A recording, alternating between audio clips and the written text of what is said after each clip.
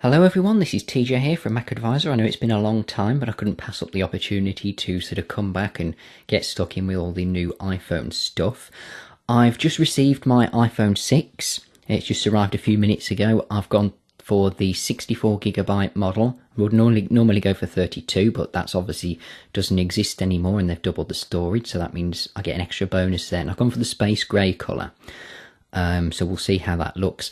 And this is what the packaging looks like, which I only started to see today as other people's have arrived and they've started posting pictures up. It's a bit simple. No silver Apple logos on the sides like you would normally see. It just says iPhone. It doesn't say iPhone 6 or iPhone 6 Plus.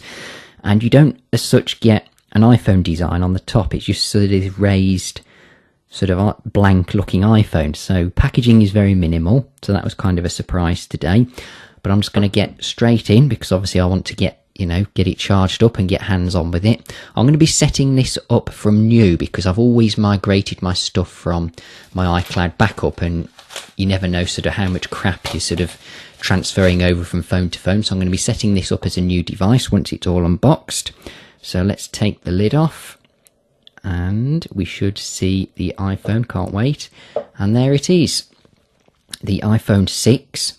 And it doesn't actually look that big. Oh wow, it feels incredibly thin and light, which you'll probably hear me say that a lot over the course of doing these videos. But in comparison to the iPhone 5S, when you looked at the keynote presentation that they did, they'd shaved not even a 4mm off the thickness, but it certainly feels a lot thinner because you do have these sort of rounded corners to it. So it does feel a lot thinner and lighter, but there we go. Let's just take this plastic off. There's the back. Now, one thing I was worried about was these antenna lines here because I didn't like them when I saw the leaks, and even when it was sort of revealed that this was going to be the final product, I'm still not keen on this design. I mean, the iPhone 5 design kind of grew on me over time, so that by the time it eventually came out, I'd sort of grown to like it. But I think this is going to take a while to grow on me with these antenna lines, but they're not as noticeable in person. I mean, you've probably seen this in lots of pictures and videos before, and the antenna lines sort of look as though they stand out more, but it doesn't look as bad in certain lights in person. But the rest of it, I do like the back of it. Not too sure about the protruding camera lens, but we'll see how we get on with that, and maybe I'll stick a case on it at some point, but I haven't got one at the moment. And then you've just got your usual buttons on the side. And then we've got the home button here on the right hand side, which will probably take a little bit of getting used to because I'm so used to pressing it on the top, or have been for the last God knows however long since the original iPhone's been out. But there we go. That's the iPhone 6. Feels very glossy, and you've got the edges sort of curved slightly on the edges. It kind of reminds me when I had a Nexus 4 for a brief period. That kind of seemed to slope down at the sides ever so slightly, so it kind of reminds me of that. But I was kind of wondering whether it would actually be too big when I first held it in my hand, but it doesn't actually feel that big compared to the 5S. Actually, I've got my 5S here, so if I bring in my 5S, I know it's in the case, but it doesn't actually appear to be that much bigger, if you can tell there on camera. So I was a little bit worried that it was going to be too big, but it doesn't seem to be at first look. But we'll just set that to the side and we'll come back to it in a second. I suspect in here we'll just get the usual stuff, SIM ejector tool, and then we just get iPhone 6 and we get the Apple stickers. I think you probably just get your warranty info in here. So nothing too unusual, just the usual stuff.